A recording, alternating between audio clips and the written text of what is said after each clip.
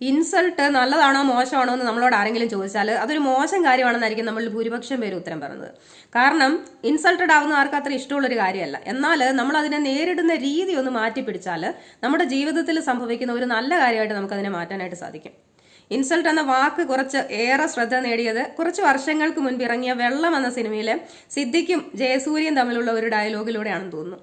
ഇൻസൾട്ടാണ് മുരളി ഈ ലോകത്തിലെ ഏറ്റവും വലിയ ഇൻവെസ്റ്റ്മെന്റ്. ഇൻസൾട്ടഡ് ആയവനെ ജീവിതത്തിൽ രക്ഷപ്പെട്ടിട്ടുള്ളൂ എന്ന്. ഇൻവെസ്റ്റ്മെന്റ് ഒന്നുമില്ലല്ലോ. നിന്റെ കയ്യിലല്ലേ ഏറ്റവും വലിയ ഇൻവെസ്റ്റ്മെന്റ് ഇരിക്കുന്നത്. മനസ്സിലായില്ലേ? ഇൻസൾട്ടാണ് മുരളി ഈ ലോകത്തിലെ ഏറ്റവും വലിയ ഇൻവെസ്റ്റ്മെന്റ്. ഏത് തോറ്റവനെയും ജയിപ്പിക്കുന്ന ട്യൂഷൻ. ഇൻസൾട്ടഡ് ആയിട്ടുള്ളവനെ ലൈഫിൽ രക്ഷപ്പെട്ടിട്ടുണ്ട്.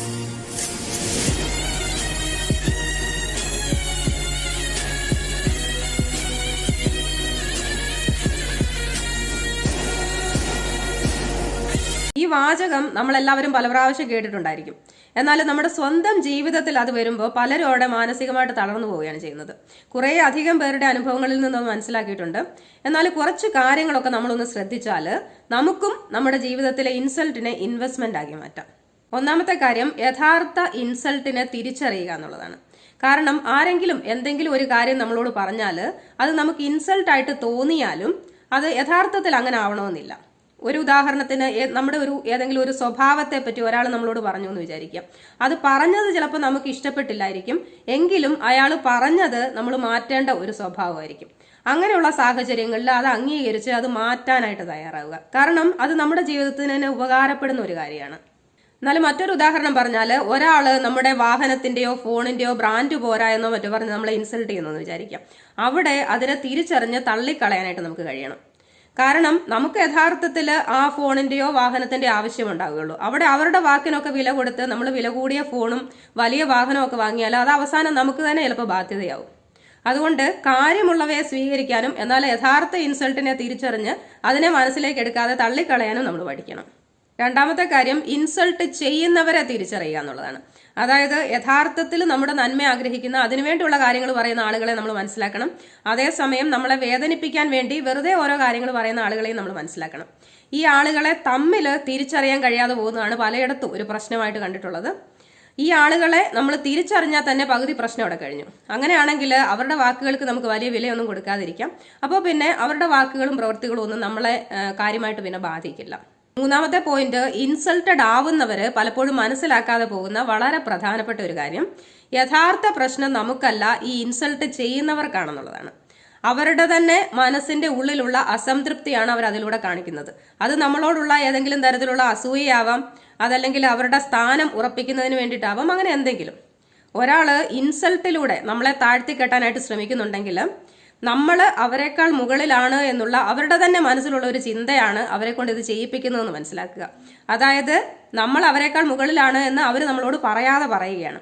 അതുകൊണ്ട് അതിനെ ഇൻസൾട്ടായിട്ടല്ല, പകരം നമുക്കുള്ള ഒരു കോംപ്ലിമെന്റ് ആയിട്ട് അങ്ങ് എടുത്തേക്കുക. ഈ ഒരു സത്യം നമ്മൾ മനസ്സിലാക്കി കഴിഞ്ഞാൽ അത് പിന്നെ നമ്മളെ ഒരു തരത്തിലും ബാധിക്കില്ല.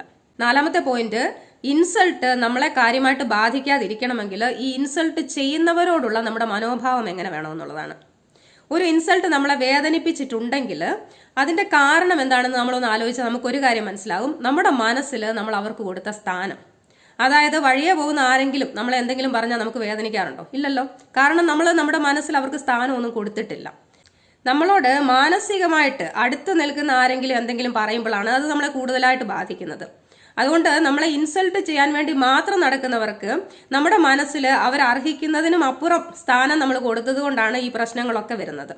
അവിടെ നമ്മൾ ചെയ്യേണ്ടത്, നമ്മളുമായി വലിയ ബന്ധമില്ലാത്ത ആളുകളാണെങ്കിൽ അവരിൽ നിന്ന് പൂർണ്ണമായും അകലുക. അതല്ല, ഇനി നമ്മുടെ അടുത്ത ബന്ധുക്കളോ മറ്റോ ആണെങ്കിൽ അവരിത് മനഃപൂർവ്വം ചെയ്യുന്നതാണ് എന്ന് നമുക്ക് വ്യക്തമായിട്ട് മനസ്സിലായാൽ അവരെ മനസ്സിൽ ഒരു പടി അകലത്തിൽ നിർത്തിയേക്കുക. അങ്ങനെയാണെങ്കിൽ പിന്നെ അവരുടെ വാക്കുകളും പ്രവൃത്തികളും ഒന്നും നമ്മളെ പിന്നെ കാര്യമായിട്ട് ബാധിക്കില്ല. അടുത്തതായിട്ട് നമ്മൾ ചെയ്യേണ്ട വളരെ പ്രധാനപ്പെട്ട ഒരു കാര്യം, അത്തരം ആളുകളിൽ നിന്നും നമ്മുടെ ശ്രദ്ധ പൂർണ്ണമായും മാറ്റുക എന്നുള്ളതാണ്. അവരുടെ വാക്കുകൾക്കും പ്രവൃത്തികൾക്കും ഒക്കെ നമ്മൾ അമിതമായിട്ട് പ്രാധാന്യം കൊടുക്കുമ്പോഴാണ് അത് നമ്മളെ കൂടുതലായിട്ട് വിഷമിപ്പിക്കുന്നത്.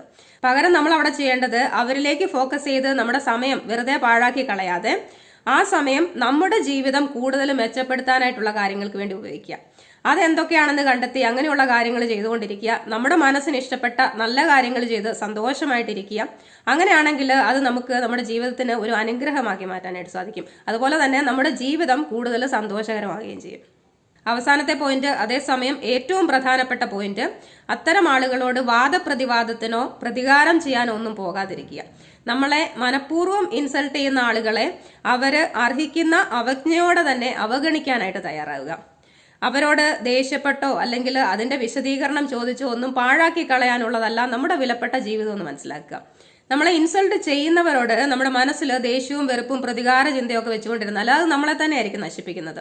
അതുകൊണ്ട് അത്തരം വികാരങ്ങളൊക്കെ പൂർണ്ണമായി ഉപേക്ഷിച്ച് നമ്മൾ നല്ല രീതിയിൽ നല്ല മനസ്സോടെ നല്ല ആളുകളോടൊപ്പം സന്തോഷമായിട്ടിരിക്കുക. നമ്മുടെ ജീവിതം കൂടുതൽ മെച്ചപ്പെടുത്തുക.